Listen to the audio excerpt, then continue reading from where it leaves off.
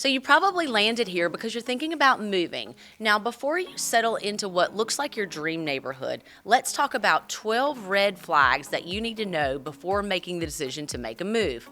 Sometimes what you don't see right away can have the biggest impact on your life and your home's resale value.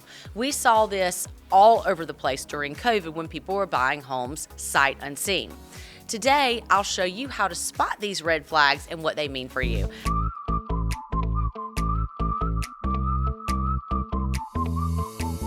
Hi, I'm Gretchen Coley, founder of the Coley Group, and we are the #1 Compass team in the Triangle.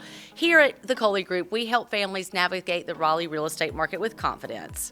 Before we dive in, hit that subscribe button for more expert real estate advice and lifestyle tips. So let's get started, beginning with red flag number 1, a lack of local amenities. Now, imagine this. It's a Saturday morning, you want to go grab brunch at a cozy cafe, take your kids to the park, maybe stop by the farmer's market, but instead, you're driving to the nearest grocery store 20 minutes, and to the closest park, maybe it's even further. Local amenities like grocery stores, coffee shops, parks, and schools are more than just convenient. They're a sign of a thriving and connected community. When these things are missing, it might mean long commutes, less social environment, and even lower property values. So let me just give you an example of this. A few years ago, I worked with a family moving to Raleigh. They fell in love with a house in a quieter part of town.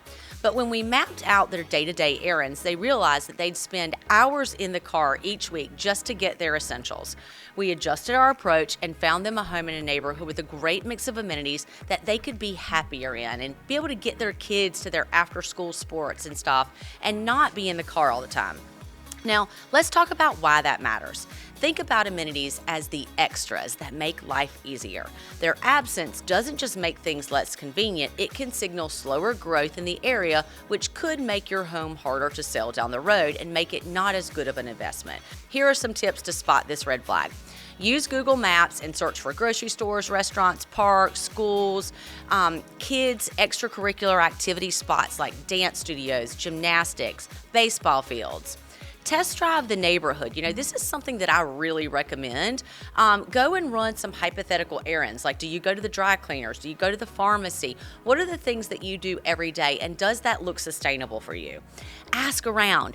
The best people to talk to are your local real estate agent or the people walking their dogs or strolling their strollers through the neighborhood. They love to tell you about where they live. So how do you know what to look for? Are there signs of vibrancy? Are there new businesses opening? Are parks, green spaces where people gather? Are you seeing any of that when you're driving through? If these are absent, you may want to think twice before preparing to commute to everywhere you want to go.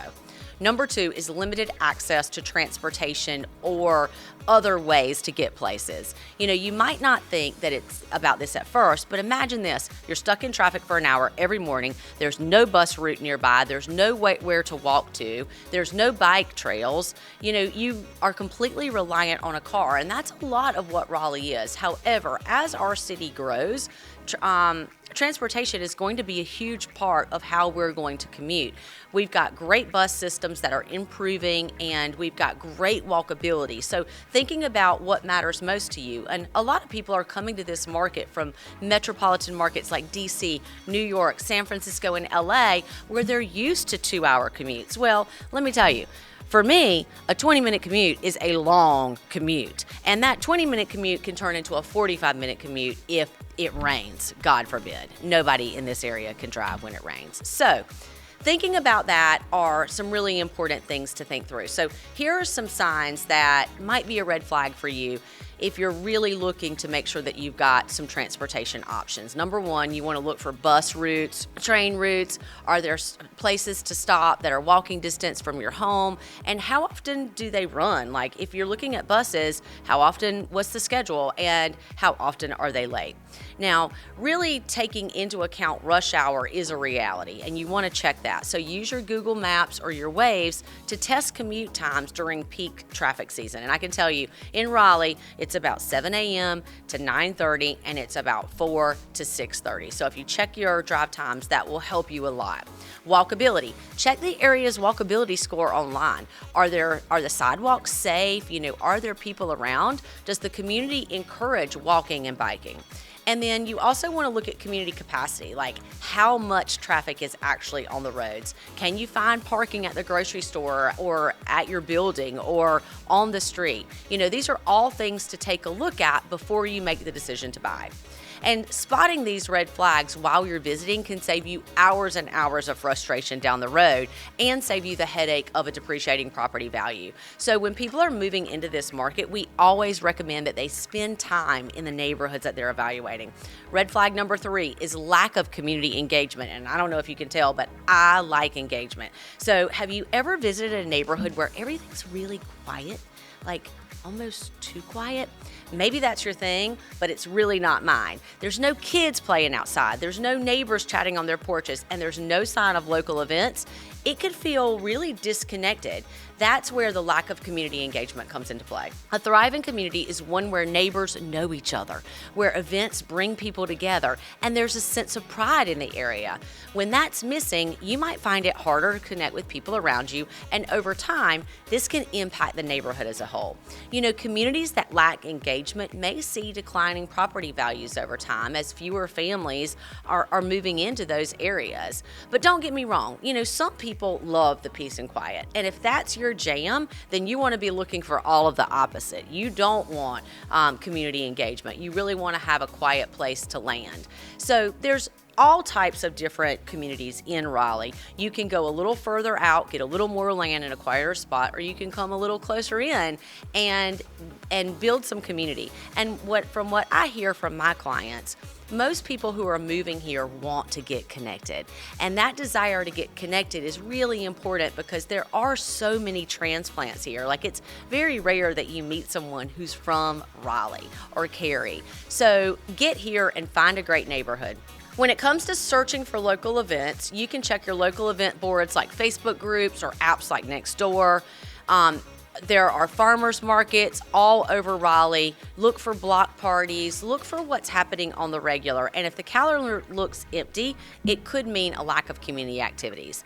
So again, observing the neighborhood, driving around, and talking to people are really important things. I always say that it's great to go and drive a community if you have children when the bus stops, so that you can kind of see how many kids are there and what ages are they. This is really a big thing that people look for. And again, talking to the people in the neighborhood is going to help you. All of these are great examples of community engagement. And here's a great example, like the neighborhood of 5 Points and Oakwood. They are fantastic examples of communities with high engagement. You'll find things like neighborhood cleanup days, outdoor movie nights, even porch decorating contests around the holidays. On the flip side, newer developments might not have that same level of connection yet, simply because the community is still growing. At the end of the day, community engagement comes down to what you value most. And if you're looking for a place where you can make lifelong friends and feel a strong sense of belonging, an engaged neighborhood is the key to a great lifestyle. But if you prefer keeping your privacy and you value privacy over community events, then this might be a deal breaker for you. Either way, understanding the level of engagement is a really important step that a lot of people miss when they're evaluating a home in a brand new market. Number 4 is a big one in this area. It's environmental concerns. So let's talk about something that's often overlooked, which are environmental concerns. Like, a neighborhood might look picture perfect and you've got a great house that's a great price, but there could be some hidden risk beneath the surface, literally. Things like flood zones, poor air quality, proximity to industrial places, proximity to landfills or nuclear power plants. Now, why does this matter? Environmental risks aren't just about convenience. They can directly affect your quality of life, even the value of your home. For example, buying a home in a flood-prone area might mean higher insurance premiums and costly repairs, and every time a heavy rain rolls in, then your landscaping washes away. But let's not forget about noise pollution, because we do have the RDU, the Raleigh-Durham International Airport here, and a lot of the neighborhoods in North Raleigh used to have disclosures that had to be signed about the air traffic noise. Those have gone away, so just really making sure that you're checking those. So some ways that you can check this are by going to FEMA's website and checking their flood maps to see if you're in a high-risk area. You can research air quality by using tools like airnow.gov to check local air quality ratings. Proximity to highways, factories, and industrial plants can significantly lower air quality, even in those areas that appear green and lush. So if you've got asthma or some other form of, something that's going on with your autoimmune system or your lungs, these are really important. We always recommend driving around, looking, and again, talking to people is going to be one of your best assets. The other thing that you can do is visit the neighborhoods at different times. Spend time there. For example, areas near industrial sites might be noisy during the weekday, but they're quiet at night and on the weekends. You can also ask about drainage and soil conditions. Some neighborhoods are prone to poor drainage, even if they aren't officially in a flood zone. So your real estate agent or the neighbors can probably provide some great insight to this, and a home inspection will often flag these issues. And one of the biggest things that you should not forget when you're evaluating neighborhoods or even city to city is how lack of infrastructure impacts your property values. When neighborhoods look neglected, potential buyers will think twice, and it's going to make that home harder to sell. So I usually tell clients, because most of the time when people are coming to Raleigh, they're evaluating Raleigh. They're evaluating a couple of other cities in the South, and these are things that we talk about because people really want to build a life in a place that they're going to feel comfortable and they're going to know that their needs are met. We don't see too many infrastructure problems other than the infrastructure is not caught up. So if you drive anywhere around Raleigh, you're going to see cranes, you're going to see barricades, and you're going to see road work. And all of this is showing you that our economy is growing and diverse because we're continuing to build. Number 6 is weak school systems. If you don't have kids or don't plan on having any, the quality of a neighborhood school system should still be on your radar. Why is that? Because schools are one of the biggest factors that influence property values and neighborhood demand. It matters because good schools draw families to a community, creating higher demand for homes and helping property values stay strong. On the other hand, weak school systems can have the opposite effect. With poor ratings, outdated facilities, or low enrollment, these things can signal broader issues like an underinvestment in the area, declining community interest for families with kids. This can also affect their daily lives, making commutes longer or having to go into a private school, which costs more, and there's less access to some of the extracurricular or special needs programming. So when it comes to looking at schools, make sure you check your school's ratings for all the neighborhoods that you're interested in. Niche.com is a great place to look for these. Look for both academics and extracurriculars, and don't forget to focus on scores. But I'll tell you this, scores are one piece of the puzzle. I tell everyone, before you determine if a school is a B or an A- or an A+, you should go meet with the principal, see the faculty, look at the kids who are going to that school. Are they excited to be there? Are they happy about learning? Is the faculty invested? Those things mean so much more to your child's education than the rating that the school gets on niche.com. So getting into the system is a really important piece. Red flag number 7 is noise pollution. Now, we talked a little bit about this earlier with air quality, but let's be honest, noise is not something we usually think about during a home tour. You're focused on the layout, the finishes, or the dream kitchen that you want to put in there. But here's the thing, noise pollution can make or break your living experience. Imagine settling into your new home only to realize you're right under the flight path or you're next to a busy highway. Suddenly, that dream home doesn't feel so dreamy anymore. Excess noise can disrupt your sleep, add to your stress, and lower your property values. I mean, we see significant declines when houses back up to roads, when there's a train, or when they're in the flight path. And remember, noise levels can vary dramatically depending on the time of day, the time of week, and all neighborhoods are different. So follow these tips to make sure that you spot this red flag. Visit at different times of the day, go on the weekends, and talk to your neighbors, your real estate agent. It's kind of all the same. The more research you do on the front end, the better decision that you're going to make. I always hate it when someone shows up with me the first day that we're looking at houses. They've never been to the area before. We look at 3 homes and they pick the first home that we saw. They haven't taken the time to really investigate the neighborhood because they just want the house. But listen, the house is 4 walls, right? Your life is lived in the community around you. So even though these might seem trivial, they're really not when it happens to you. Red flag number 8 is a high turnover rate. Have you ever noticed a neighborhood where it feels like for sale signs are everywhere? Or maybe it seems like every other house is a rental property and new tenants are coming and going? That's what we call a high turnover rate, and it is an absolute red flag worth paying attention to. High turnover rates can signal a few different issues. Unhappy residents, people may be leaving because the neighborhood isn't meeting their expectations, whether it's safety concerns or lack of amenities or community dissatisfaction. Transient populations, and which includes a high concentration of renters, typically don't have it help a neighborhood appreciate the way a neighborhood could if it was filled with homeowners. Home ownership is something that people feel really good about. So this is something I always encourage buyers to look at, especially when you're looking at homes in that $300,000, $400,000 price point, because oftentimes this is where companies come in and try to pick those homes up and put them into the rental market. So you always want to make sure you're asking that question, is how many of the homes in this neighborhood are rented? You can usually find that out from the HOA because there are rules and guidelines and covenants and restrictions that restrict how many houses at a time can be placed into a rental program. So it's great information for you to identify. Some signs that you might be in a high rental neighborhood is there's tons of cars parked all over the place. People don't maintain their yards as well, so grass might be a little high, the shrubbery's not maintained. Their garages are filled with furniture, typically from other houses. So just looking, cars on the street are a really big indicator that there's a high rental rate in that neighborhood, especially lawn maintenance as well. Red flag number 9 is economic growth, which you will not have a problem in Raleigh with because we are growing so much.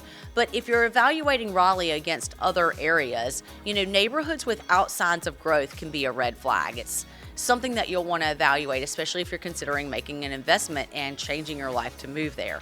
Economic growth is the engine that keeps a community thriving. Without it, neighborhoods can stagnate, leading to higher vacancy rates, fewer jobs, and declining property values. A lack of growth can also mean limited investment in infrastructure, schools, and public services, all that contribute to your quality of life.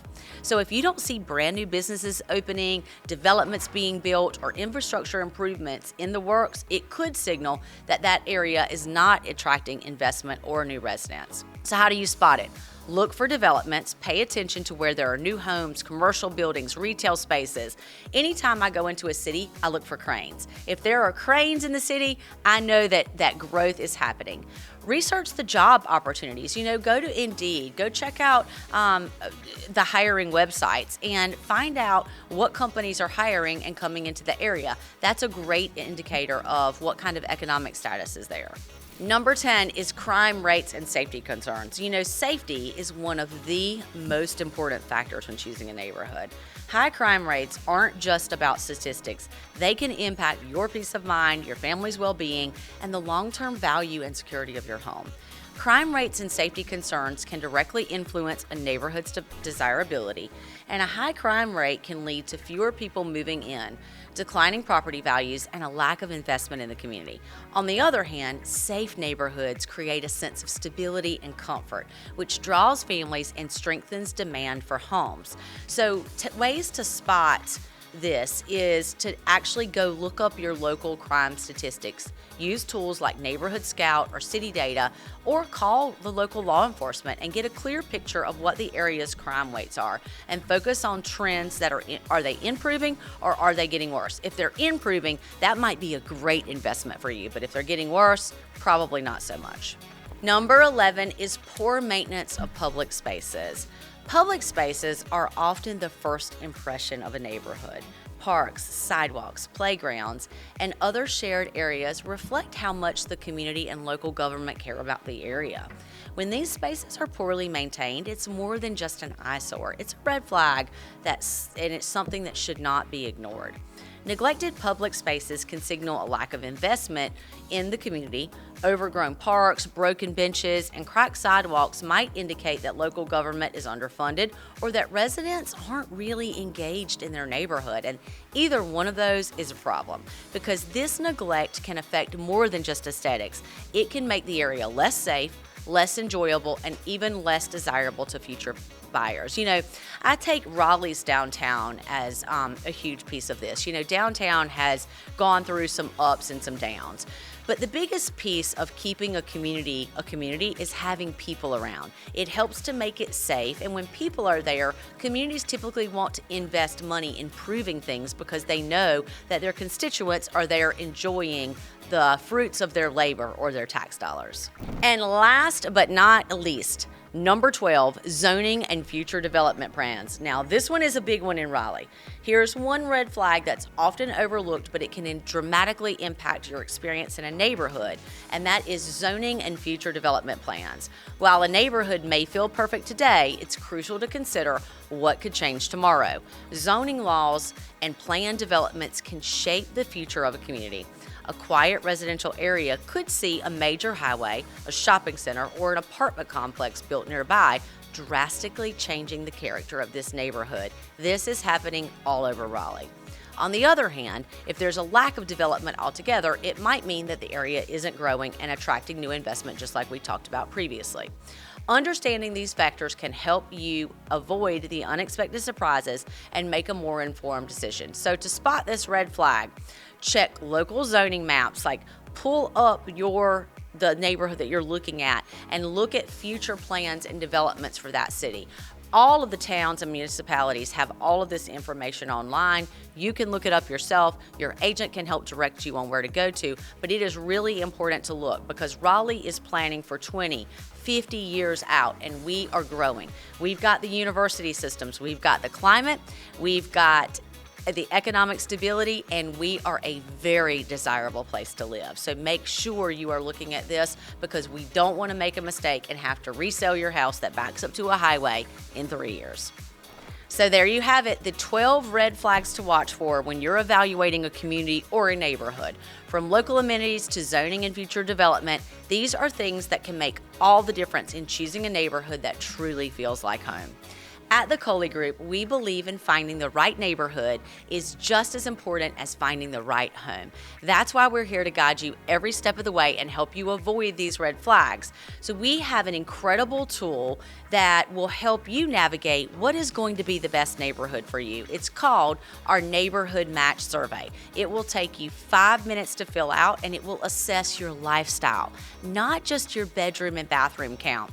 And it will give us 3 top neighborhoods, why those neighborhoods match to what you're looking for, and what things you need to look for that may be missing from those. I would encourage you to take that survey. It's right down below. It'll take you 5 minutes, and it will get you pointed in the right direction right here in Raleigh.